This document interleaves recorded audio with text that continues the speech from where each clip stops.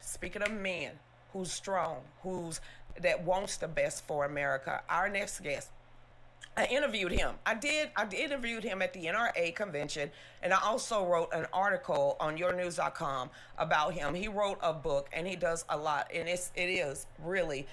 He wanted to reach out and see if he could be on the show. I said absolutely. I said, what about tomorrow? It says he just released a book on June or coming up. It says Cool Heroes for Boys, because, honey, I'm tired of zesty men.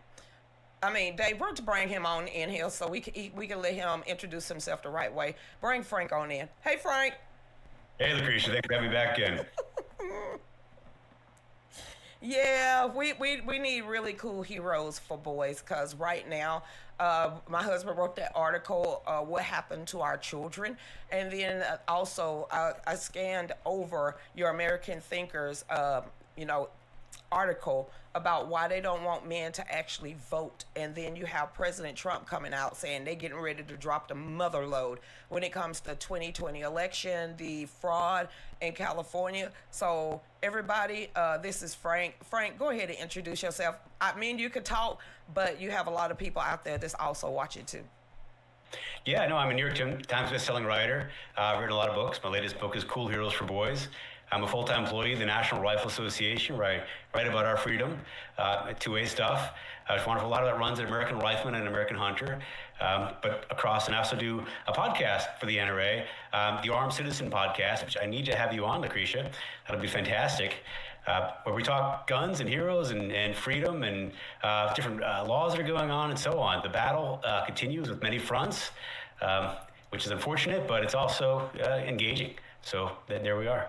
Now, when it comes to the Cool Heroes for Boys, I met the Royal Rangers. I think that's the organizations that I've seen a lot of these young men that's worldwide, that was out there, that really represents not only the outdoorsmen, but also their faith and everything else. With the temperature of what's going on in America, I'm going to get to that. And especially what Oregon is pulling when they're trying to get rid of hunting, fishing, shooting, and everything else.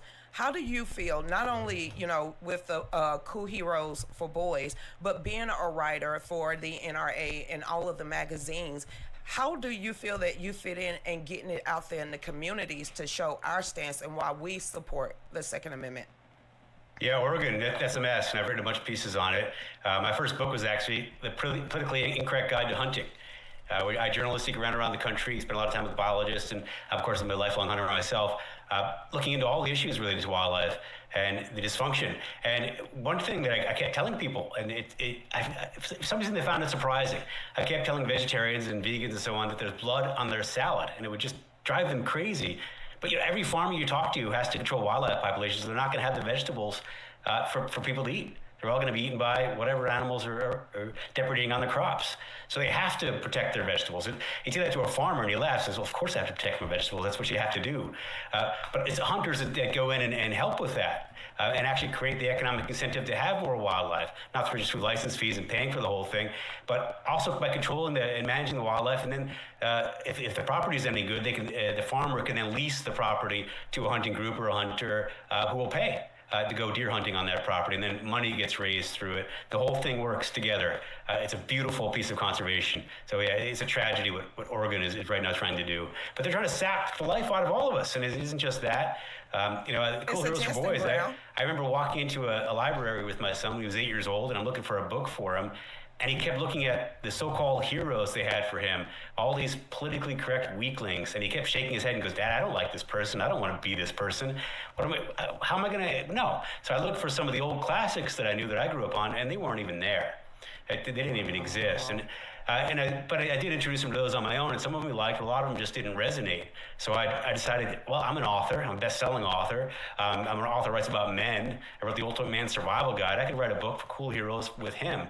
So he's been my partner every step of the way. And if he didn't like a story, he didn't think it was cool, didn't get his hair standing up, it didn't get included. Okay, so hold up. Who are a handful of his heroes for today? Because when you sitting there and you were saying heroes, who heroes for your son was in that book, actually? Yeah, well, it starts with George Washington, which he was surprised about. So he learns about that in school, and they water him down. And they don't really tell him who the guy really was, or they try to destroy him because he did. He wasn't perfect. He did own slaves and so on, and it was just horrible. Not just by today's standards, but by those standards of that day. But there are also heroic things he did and stood up for. George Washington did. So I tell the story in that book of the Battle of Bougainville, where George Washington's 23 years old. No one really trusts him. He'd already just messed up. Some historians say he actually started the French-Indian War because he shot a bunch of French with Indians.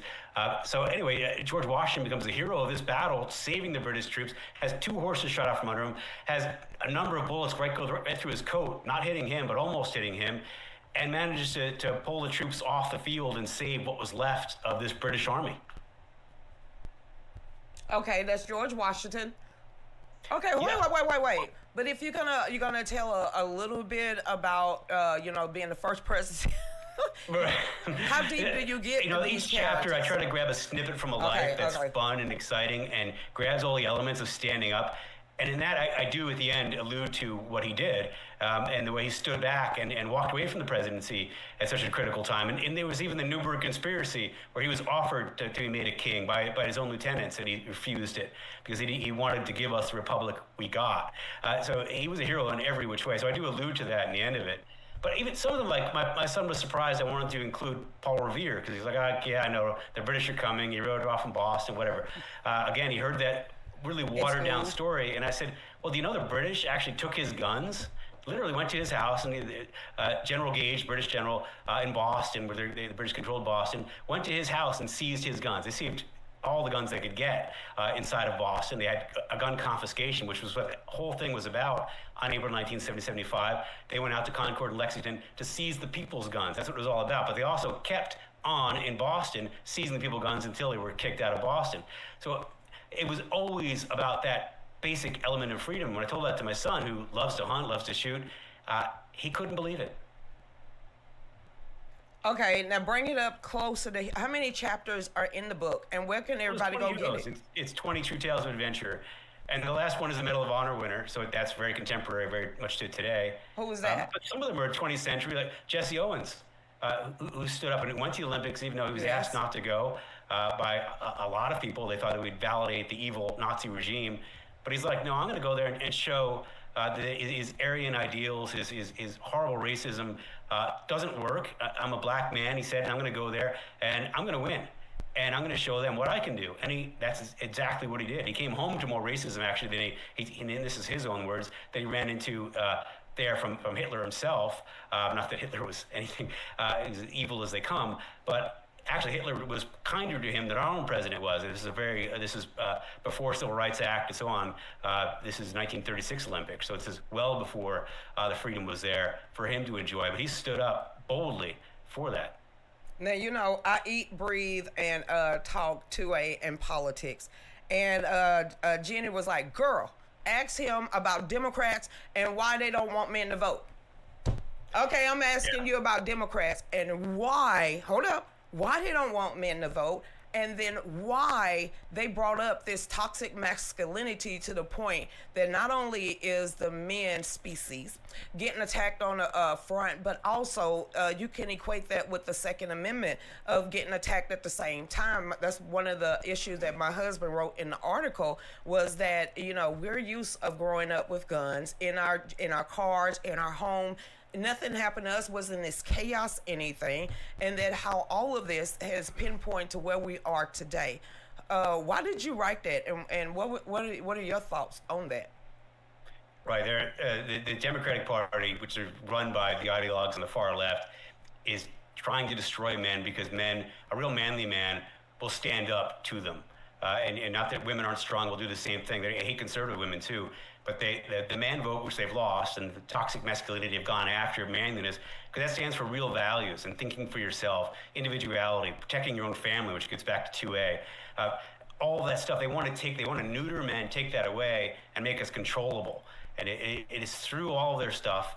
And it's disgusting. And of course they're losing the manly vote when they're attacking us and calling us and attacking our heroes. Mm-hmm. Most of the heroes that are in my book, Coolers for Boys, they've been canceled. You can't find them in the school books. Maybe you can find a watered-down version. I've mentioned a couple that there are, but they neuter even them. They're taking all that all the way so they can fit it into a narrative to feed our kids, or even just completely cancel them and take them away from us, tearing down the statues as they did so much in 2020.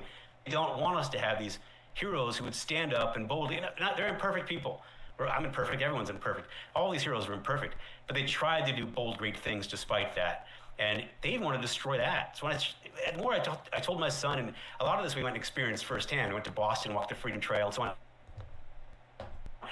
So I watched firsthand stuff at the Gettysburg, and we got on Chamberlain's Wall, which is where they stood to save that whole war for the North to win in the end. And we stood there and we talked about everything. They want to take all those heroes from us, just drain their blood right out of them, so that they have us as controllable sheep. As you were talking through this, it's like my mind was racing back. When I can pinpoint, and this is only me and a whole bunch of people that's watching right now, Barack Obama administration. I mean, at least Bill Clinton was, playing cigar. So we still knew at that time what it was. I don't understand how it rapidly disintegrated to the point that we are seeing all of this today. Not only attacking of the family, but our rights, but also our Constitution. Everything we grew up on is on major attack. But the men, folks, for the last decade, I haven't seen so much hate and so much vitriol when it comes to the male species. I still don't understand what masculine toxicity is and what the hell the 2A got to do with that, and why would you want a constituent or citizenship that cannot go out there and hunt and fish and protect themselves from the criminal activity that they are allowing back on the street? If a person can defend themselves, can get their own meat, catch their own fish, fell their own tree, they're too strong for the left. They don't want individuals who can stand up and do that, because they're thinking for themselves and they're questioning things. Like I'm teaching my son, and good parents teach their children. They stand up for themselves and think. And it's just, that is so critical. But to the left, they want you controlled. They want you in some apartment somewhere in a city where you're getting all the social services and everything you're getting from government. You start to think government as being your provider. And then you're in control from them. It's Orwellian. Wait. But they should at least waited until our generation is gone. I mean, or at least our kids' generation is gone, because our grandparents and parents rubbed off on us. We're rubbing off on our kids. I'm rubbing off on my grandkids. So they should at least wait to the one generation that they couldn't even come up with a catchy phrase for. The Gen Xers, who our teachers literally said, hey, one day you're going to be the parent. One day you're going to be the leader. One day you're going to have to run this country. They should at least waited before they pulled any of this psyop, because that's exactly what I'm seeing. It's a psyop to a point that you got people wanting to hate America, but you live in America. You want to call us out our name, but people are killing themselves to get here. You want to give over our rights to protect our homestead, but you're allowing the criminals out on the street. And then you sell more weapons to our enemies to allow them to come in here and just run rum shot. I'm still trying to understand what happened and how they're not in jail, okay? If not, where's the grand jury? Okay. No, right. Biden pointed his whole apparatus, his whole legal system at the law-abiding gun owner, and was doing everything he could to close their stores, make everything they were doing illegal, take their firearms away. Every piece of it, the judges he was putting in, that's what he was after. Trump comes in and he turns the tables and no, we have to go after the bad guys. And we're looking at it is possibly the lowest murder rate that America has seen in more than 100 years. It's that simple. Go after the bad guys and let the good guys do what they're supposed to do. That personal fortitude that comes from that understanding that the left just can't abide by. What made you join the NRA? Oh, wow. I was really into hunting as a kid, and I joined on my own. I just thought it was cool. But what has really surprised me, especially lately, is when I talk to, especially the younger generations. I'm in a karate dojo, and I volunteered as soccer. I was my kid's soccer coach and his Cub Scout den leader and so on. So I'm very involved out there in the community, talking to parents, but talking to their kids. And I've been very surprised when I'm careful, I'm not right away tell them I work for the National Rifle Association. Let me just let that come up later. But I started, what the heck? I'll just start saying it. And as I did, over and over again, especially the younger generation, say, oh, that is so cool. I want to learn to shoot. No one's ever showed me this. What is that like? They're hungry for something real. They've had something fake, that little screen in front of their face for so long. I can feel it out there that they're actually hungry for something real. Well, we do live in the country, so there's that. There's that.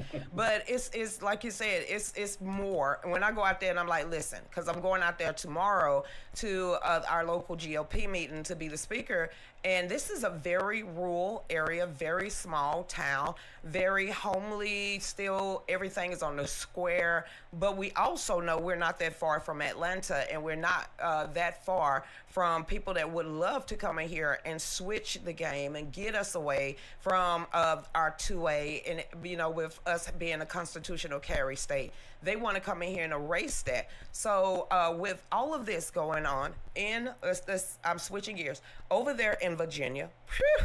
Woo! I mean, BB guns, seriously, from the frontal attack of what not only Spamberger and her clique of crew have decided to do, how it's trickling also to a state like Oregon, and then where California, do they even talk to us at all?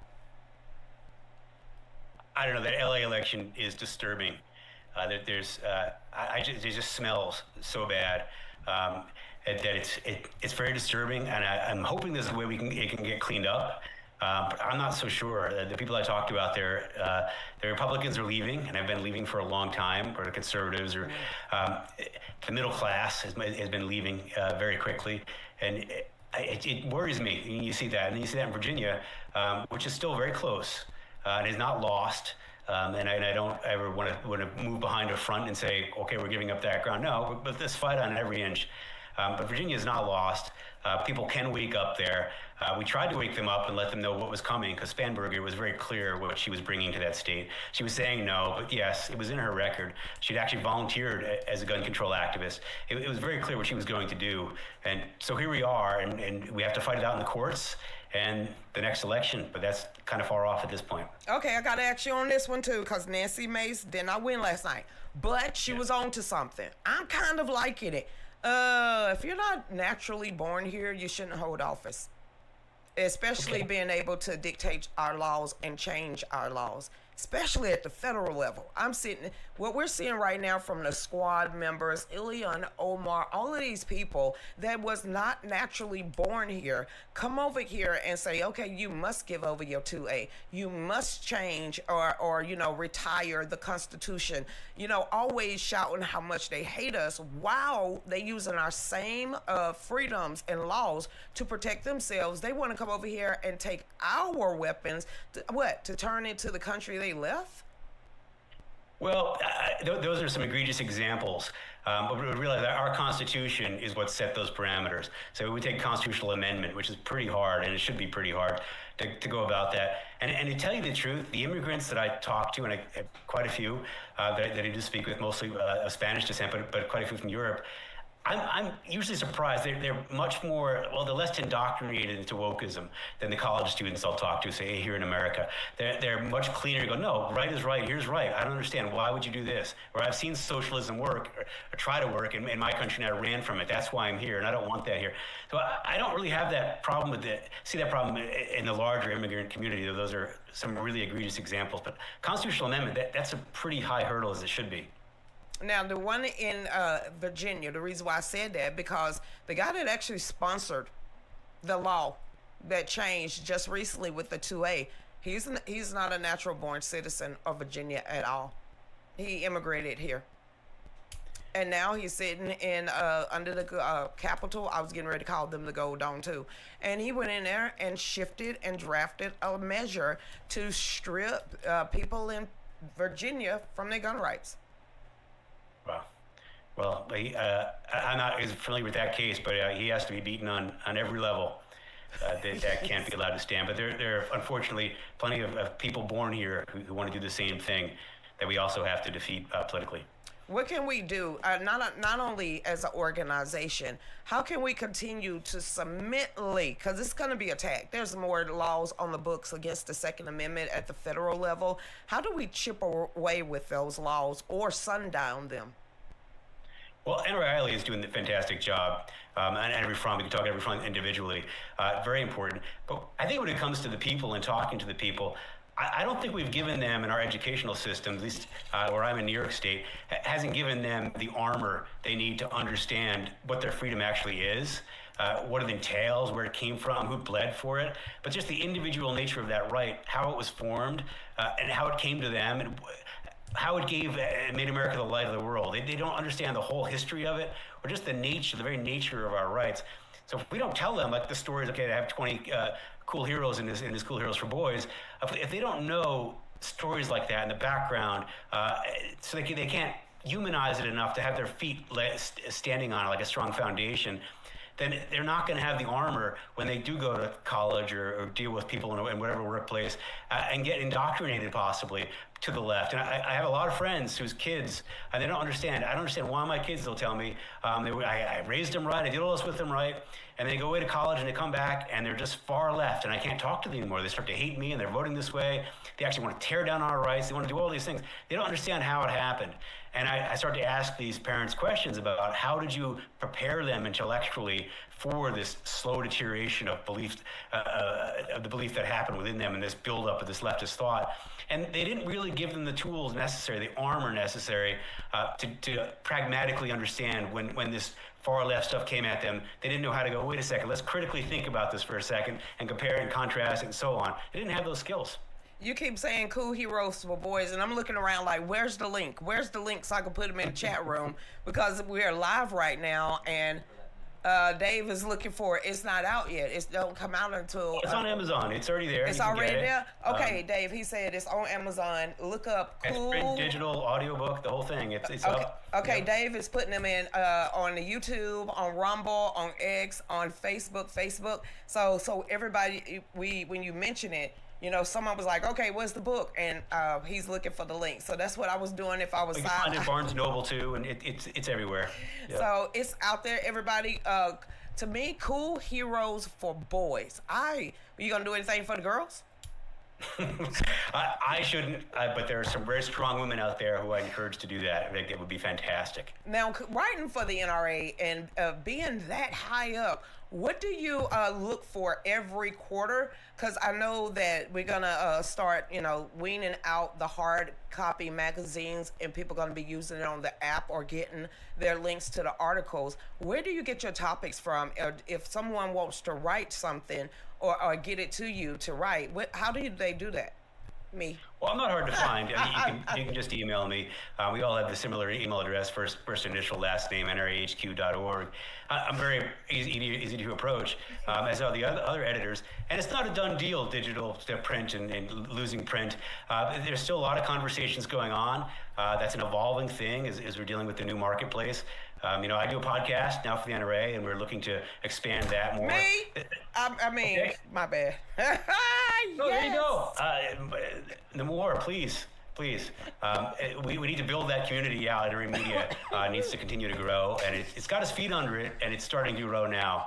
So I'm excited about it because the true message, and people really want to hear about our freedom. And there's so many advocates, over 100 million gun owners in this country. Not nearly enough of them are members of the NRA. And it's just so important that they hear these freedom messages, especially this year, the 250th anniversary of the signing of the Declaration of Independence. It's just so key now. Wake up, stand up for our freedom. Are we going to do anything? Are we getting together? Is the NRA, anybody having a party? I mean, on the back porch, on the boat, or something? Well, we already had our annual meetings where there was a fantastic celebration. The Great American Outdoor Show will come again, and a lot of competitions around the country you can find very easily. Just Google that. There's a great app to show you. The new NRA app is fantastic, by the way. The deals you can get on it, the member benefits if you're a member, even deals on hotel rooms when I travel. They're much cheaper just because I'm an NRA member. Okay, I'm finna read this. And I went directly to why Democrats will not get the men vote back. It says, and I'm all the way down in the setup, the opinion piece. Young men are in crisis, while the left tell men to stay in their lane. Members of the manosphere. Oh, y'all got your own clique? Okay, then, in the manosphere and the far right are welcoming them with open arms. The opening paragraph then claimed the handpicked authors will explain what a healthier version of manhood look like. That sounds so zesty. What is that about? Well, the manosphere has great stuff in it, but it also has some not so good in it. Some players who are dishonest women and so on, and don't have the integrity and the honor, but they're popular because they have money or they're smooth, and that's unfortunate. An actual stand-up man of honor isn't that kind of guy at all. So it is up to men, good men, to step in and say, wait a second, here's what you should be. Here's what you should try to embody. Here's some real heroes for you. Let's try to grow you stronger. Let's actually put you somewhere where you can actually fail, kind of safely fail. I mean, get your knees skinned or whatever, but you have a chance to fail, right? There's actually a score in the game, because that's important too to your growth.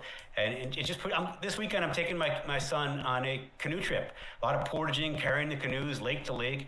We're going to go a lot of miles, and he's going to get pushed, and it'll be fantastic for him to push through those walls. We're going to camp out overnight on islands.